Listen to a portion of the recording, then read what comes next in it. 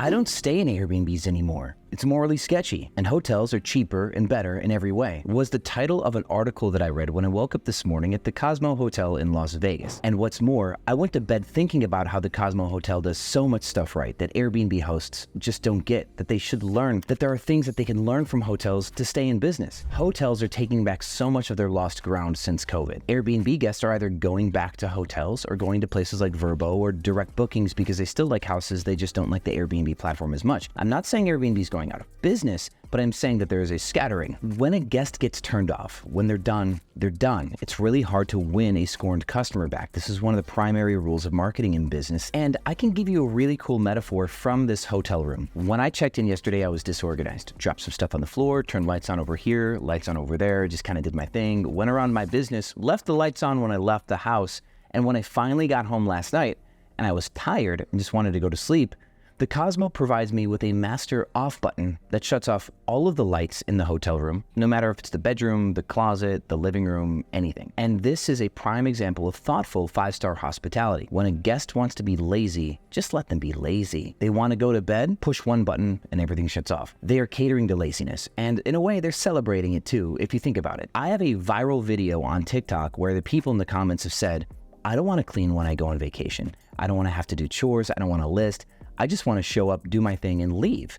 I would like to relax on my vacation. Hosts around the world know that it's not just so simple to let somebody come and trash your place and try to get ready for the next guest. See, one guest's irresponsibility or gluttony or laziness could actually affect the next guest's experience. And homes don't allow you to switch them from house A to house B. If one of the homes is trashed, you can't just shut that home down and move the guest to an identical house. It doesn't work that way. So hotels have a couple baked in advantages, and that's the point of this video. I want you to understand where hotels are putting Airbnb hosts out of business so you maybe can clear the gap, because we have some clear disadvantages as hosts, but we also have some killer advantages as well. Right now, let's address what hosts are doing wrong that are driving guests back to the hotel industry or places like Booking or VRBO, which in a way isn't so bad if you're multi-channel, but still. And then let's discuss what we can do to win some of these guests back, because the most tragic thing to have happen would be if people went out of business because the industry went under, right? If a couple bad apples go out of business because they suck at this, cool. But the rest of you guys, you deserve to stay in business, and I'm here to help. The main accusation that I've been getting from guests on TikTok, thank you TikTok for allowing us access to guests, angry ones, is that hosts are entitled, they're rigid, they're greedy. They have that landlord mentality. They lack empathy, and in a way, the hosts are spoiled. There's so many rules about these houses, there's so much ego, the cleaning fees are insanely high, and they have to clean the place themselves still half the time. They'll show up to damages and not get any support, or they'll get gaslit and the host will blame the guest for those damages that were already there before they got there. There's zero flexibility for change of plans. You say you have 3 people arriving and then your other friends can finally make it on the trip. You have 5 people show up, even though the house sleeps 8, the host is angry because 5 people are showing up instead of 3. Guests don't understand why it has to be so strict. And speaking of strict, they're surprisingly not as upset in the comments about cancellation penalties as I thought they would be. Very few people are complaining that they cancel and don't get a refund. That's not the issue.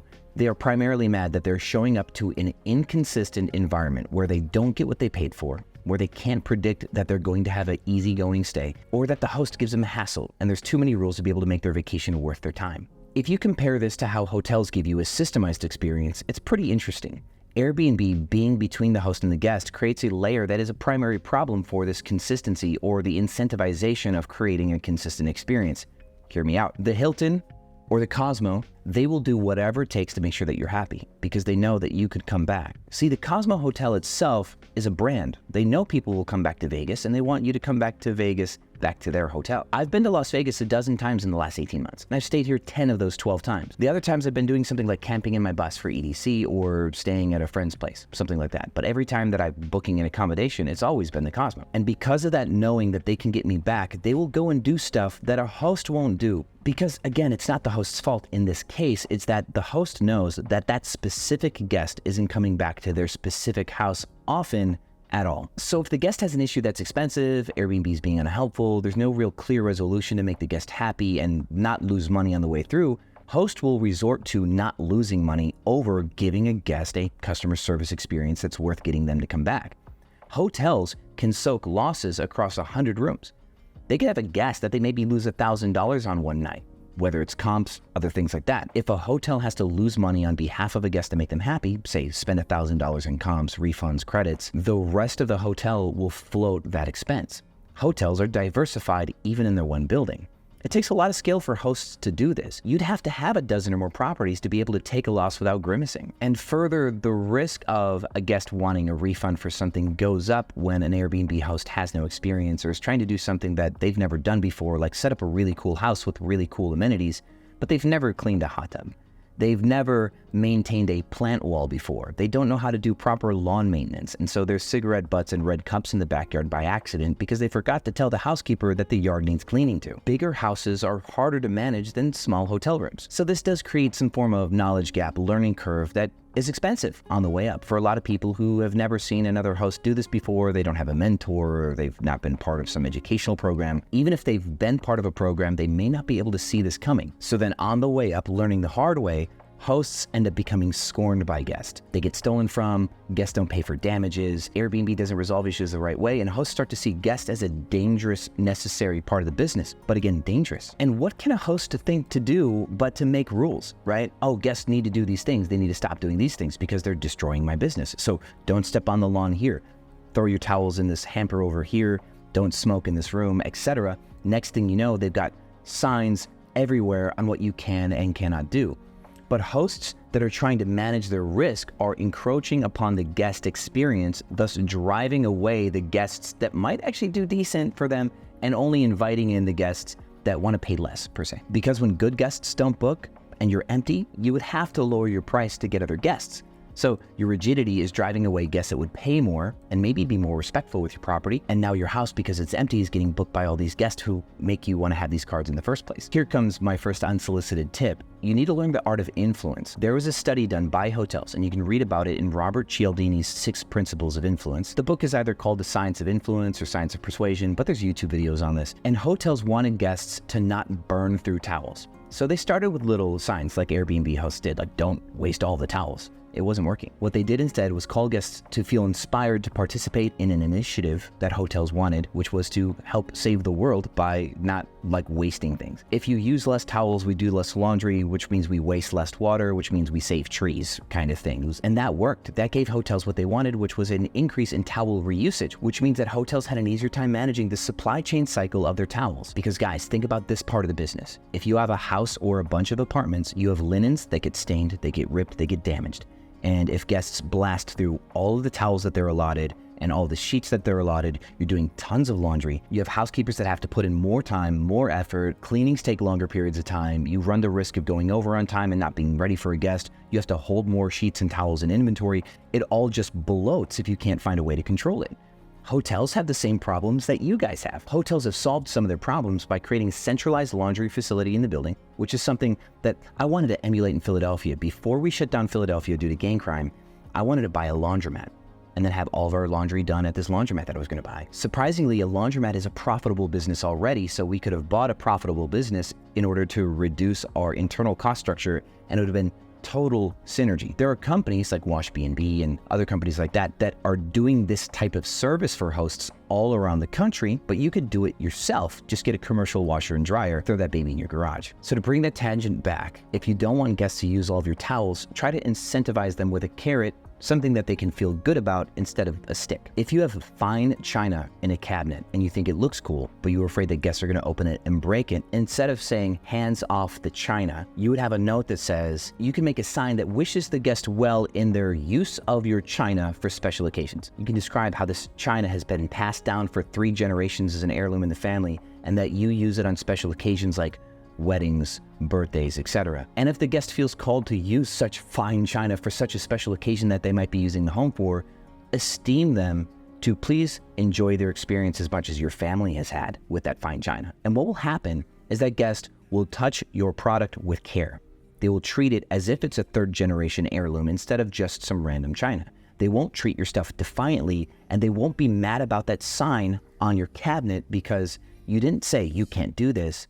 You just expressed how much this stuff means to you and how much you hope it'll mean everything to them. If you're catching my drift, you're now breaching that intersection of influence and hospitality. And this gets to where we can outperform hotels because hotels can only go so far. Where do hosts win? Hosts used to win because they gave everything away. They used to give you bottles of wine and cook for you in the mornings and pick you up from the airport, no sweat. They were doing things that were unsustainable to the hotel industry. Hosts were doing things that literally lost them money on reservations sometimes, and they would still happily do that. Hotels are better at delivering a standardized, profitable guest experience, but hosts in large are willing to do things that are unduplicatable. And when you have a house instead of a hotel, you can make more margin per night on those bookings, which allows you to go farther than a hotel ever would to give that guest that magical experience. If you want to give them a bottle of wine, don't just give them any bottle of wine, but go source a bottle of wine that you can tell a beautiful story about. Here's one that I like, and it's not necessarily a cheap wine, but it's not expensive. If you know about Kim Crawford, he's a winemaker out of Australia, but he sold his brand Kim Crawford a long time ago.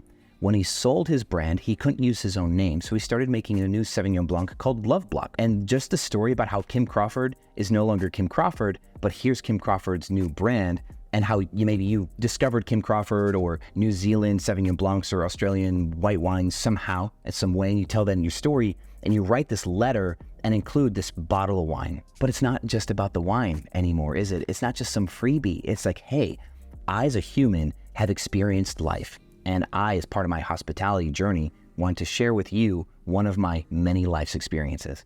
And with that, some novel knowledge that you can take with you on the road. Kim Crawford is now Love Block. And now that bottle of wine will go so much farther for your reviews and your goodwill with guests compared to some $3 chuck you got at Trader Joe's. Other thoughtful gestures is you can buy a movie that's semi-new. Something like Dune or Mulan when it came out, Oppenheimer or Barbie when it gets to Prime Video or wherever it's going to be. You decide to get a Paramount service stream so that way people can watch Couples Therapy, that new show that everybody's crazy about. And what you can do is you can leave them a note next to the remote saying, we bought these movies for you if you want to watch them. We really hope you enjoy your night at home if you stay in, something like that. I teach my students how in that moment we can create enough reciprocity to upsell guests stuff at our house too.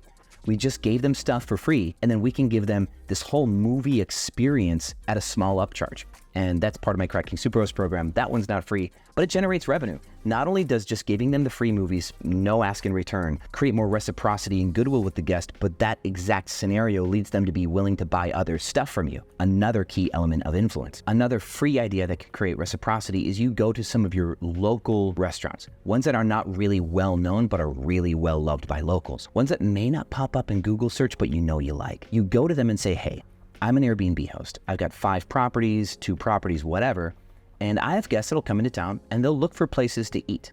Now, instead of us just having this exchange where I give them advice and give them a list of places, I would love to put something inside my house that promotes your business. If you've got it inside of your marketing vision to allow us to give away maybe a free appetizer or a free drink with a dinner or whatever for you guys, maybe a special happy hour off menu item for our guests, then what I would like to do is just put something on our kitchen counter saying, don't feel like cooking? Go here. It's one of my favorite restaurants in the city, and the owner, John, has decided to give you guys something for free. It will cost you no money to promote somebody else's restaurant, but give your guests something free that they could not have gotten on their own.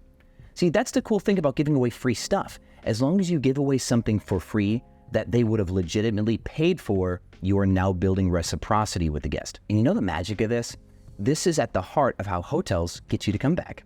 So now, if you want to have a direct marketing strategy, you can start to get that guest information because use something like StayFi or use HostFully's guest book or whatever you want to do, or whatever you want to do to aggregate people's custom information, and then follow up with them later. Say, hey, did you ever go to that restaurant? See, instead of saying, hey, oh, please give us a 5-star review, we would love you to come back, blah, blah, blah, you can have a real conversation about something that you know that they experienced in your home and you hope that they did. And so when you say, hey, did you go to that restaurant? And they say, oh, no, I didn't get a chance to go this time. Like, oh, I'm so sorry to hear that. Hopefully they'll say, no, I didn't have a chance to go this time. Like, well, then you're going to respond with something like, well, it sounds like you guys had an amazing time all on your own. I'm happy for you. If you ever need anything when you're back in Dallas, whether it's restaurant recommendations or a place to stay, you know where to find us. Please reach out. We'd love to have you again. Heartfelt, sincere rebooking. This is how we're going to beat hotels, guys. We're going to beat hotels by doing really human stuff. That's how we're going to do it. I'm obligated to promote a webinar that's completely off topic, but it's huge. I discovered something in Airbnb's summer release. It's an update that allows us to do market research. It's like X-ray vision for Airbnb. You can dig into a market and find exactly who's getting booked at what prices. I can show you how to map out a neighborhood, and you can find out if certain subsections of a neighborhood are booking before other sections of a neighborhood where listings of nearly identical quality are actually getting preferential treatment based on location. We can show you all that stuff. I can show you if listings are outperforming based on a specific amenity or combination of amenities. It will help you find neighborhoods that are 100% booked, property types that are 100% booked, design styles that are 100% booked, amenities that are 100% booked. So if you want your property to do better, or you want to pick up a property that you know will be profitable, you should attend GAP Market Research, my new webinar on market research. And yes, the replay will be made available because these types of webinars are so thick and dense with information, it would be impossible for you to learn everything in one pass. So you can attend the webinar, ask questions with me live, which will be part of the replay, and then you can have the replay and level up your market research game on your second or third pass through, however many times it takes you to learn everything in that webinar. You can go through it as much as you like, which means if you can't attend the webinar, that's fine, because you're gonna get the replay anyway, and we do have some early bird tickets. I just decided to try that out as a marketing technique to see if it helps with ticket sales, because I am a business guy and I wanna find that out. Thank you so much for watching this video. I hope it really speaks to your heart as a host, so you can understand what we're up against and what we're trying to win here. If you do the little things right, and you lead with your heart as a host, you're gonna do super well in this industry. You don't have to have the best property. You don't have to have the flashiest stuff, but you have to be human. That's a big difference between us and hotels. If there's nothing else you learned in this video, I hope you learned that. Of course, my camera dies right at the end. Thank you so much for watching, and I'll see you on the other side.